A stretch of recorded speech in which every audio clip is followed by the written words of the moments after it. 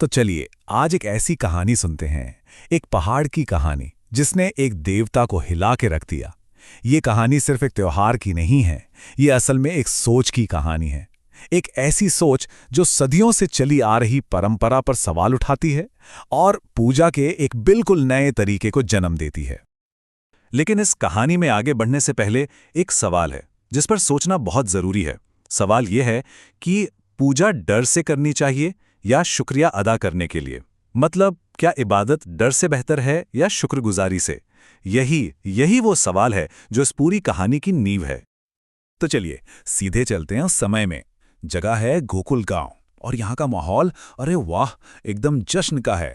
हर तरफ भागदौड़, हर तरफ तैयारियां, एक बहुत बड़े सालाना अनुष्ठान की तैयारियां जोरों पर हैं।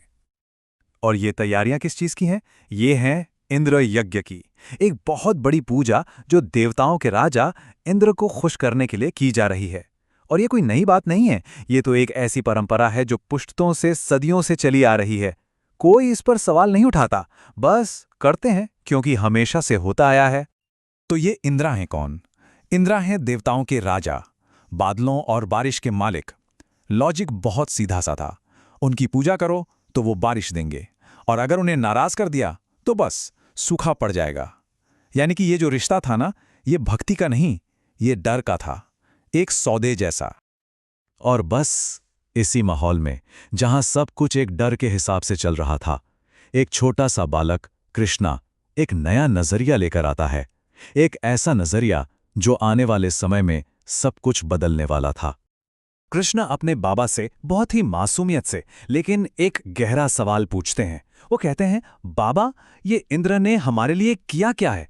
उनका तो काम ही है बारिश देना, और अगर हम उनकी पूजा नहीं करेंगे तो क्या वो गुस्सा हो जाएंगे? ये तो किसी देवता के लक्षण नहीं लगते, ये तो एक सौदेबाज, एक व्यापारी की तरह बात हुई। और यहां कृष्ण का लॉजिक बहुत ही कमाल का है। वो एक तुलना करते हैं। एक तरफ है इंद्र जो कहते हैं, पहले मेरी पूजा करो तब मैं कुछ दूंगा, नहीं करोगे तो सजा मिलेगी, बिल्कुल एक व्यापारी की तरह। और दूसरी तरफ है गोवर्धन पर्वत जो बिना कुछ मांगे, बिना किसी शर्त के हमारी गायों को, हम सबको पाल रहा है, घास दे रहा है, पानी दे रहा है, जिंदगी दे रहा है। कृष्णा की बात यहां खत्म नहीं होती, वो एक और गहरी बात कहते हैं। वो कहते हैं कि हमारी किस्मत, हमारा भाग्य, वो हमारे कर्मों से बनता है।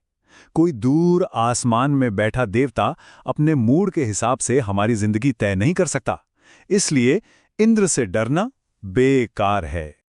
तो फिर करना क्या चाहिए? यहां कृष्णा एकदम क्रांतिकारी विचार सामने रखते हैं। एक सीधा सा सिद्धांत, उसकी पूजा करो जो तुम्हें पालता है, दूर के देवताओं की नहीं, बल्कि उस चीज की जो हमारे सामने है, जो हमें रोज जिंदगी देती है। उनका लॉजिक बहुत सिंपल है, 3 स्टेप्स में। पहला, हमारी जिंदगी हमारे पशुओं पर, हमारी गायों पर निर्भर है, ठीक है। दूसरा, हमारी गायें किस पर निर्भर हैं? गोवर्धन पर्वत पर, उसकी घास और पानी पर। तो फिर इसका मतलब क्या हुआ? मतलब साफ है, हमारे असली देवता तो गोवर्धन पर्वत ही हुए।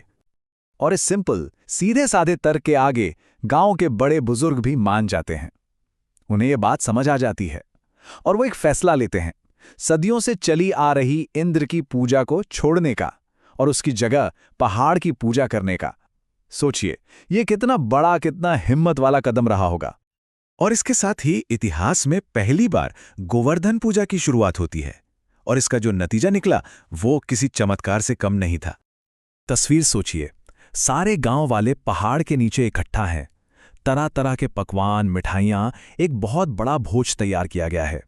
पर इस बार ये सब किसी डर से नहीं, बल्कि दिल से शुक्रिया अदा करने के लिए किया जा रहा है। प्यार का उत्सव था ये। और फिर जब सबकी भक्ति, सबका विश्वास एक साथ मिल गया, तो वो हुआ जिसकी किसी ने कल्पना तक नहीं की थी। एक चमत्कार, उस पहाड़ के अंदर से खुद गोवर्धन पर्वत ने एक विशाल दिव्य रूप धारण किया, और वो उन सब की भेंट, उन सब का प्यार स्वीकार करने के लिए सामने आए। और उस दिव्य रूप ने एक बहुत जरूरी संदेश भी दिया। उन्होंने कहा, हमारे संसाधन, हमारी दौलत सबके लिए हैं, हम पहाड़ किसी एक के लिए नहीं, सबके लिए होते हैं। ये फिलॉसफी थी मिल बांट कर जीने की, बिना किसी स्वार्थ के देने की। लेकिन कहानी यहां खत्म नहीं होती, क्योंकि जब भी कोई नया विचार किसी पुरानी ताकत को चुनौती देता है तो तकरार तो होता ही है। और अब इस कहानी का रुख बिल्कुल बदलने वाला था। शांति की जगह अब तूफान आने वाला था। स्वर्ग में बैठे इंद्र तक जब ये खबर पहुंची कि जमीन पर उनकी पूजा बंद कर दी गई है, तो वो आग बबूला हो गए। गुस्से से उनका चेहरा लाल हो गया। उन्हें यकीन ही नहीं हुआ कि कुछ मामूली इंसानों ने उनका अपमान करने की हिम्मत कैसे की। ये सिर्फ पूजा की बात नहीं थी। नहीं, ये उनके अहंकार पर, उनके घमंड पर सीधा हमला था। एक राजा का, एक देवता का ईगो बुरी तरह से चोट खा चुका था। और जब देवताओं का अहंकार घायल होता है तो वो शांत नहीं बैठते। उस अपमान का बदला लेने के लिए एक देवता ने कसम खा ली। और फिर विनाश के बादलों को बुलावा भेजा गया। इंद्र ने अपने सबसे खतरनाक, सबसे तबाही मचाने वाले बादलों को, गोकुल को इस दुनिया के नक्शे से मिटा देने का आदेश दे दिया। तो ये कहानी हमें आखिर में एक बहुत बड़े सवाल के सामने लाकर खड़ा कर देती है। जब कोई नई सोच किसी पुरानी जमी हुई ताकत को चैलेंज करती है, तो उस बदलाव की कीमत क्या होती है? और जब प्रलय सामने हो, तो क्या एक छोटा सा बालक अपने तर्क और विश्वास के दम पर उस कीमत को चुका पाएगा?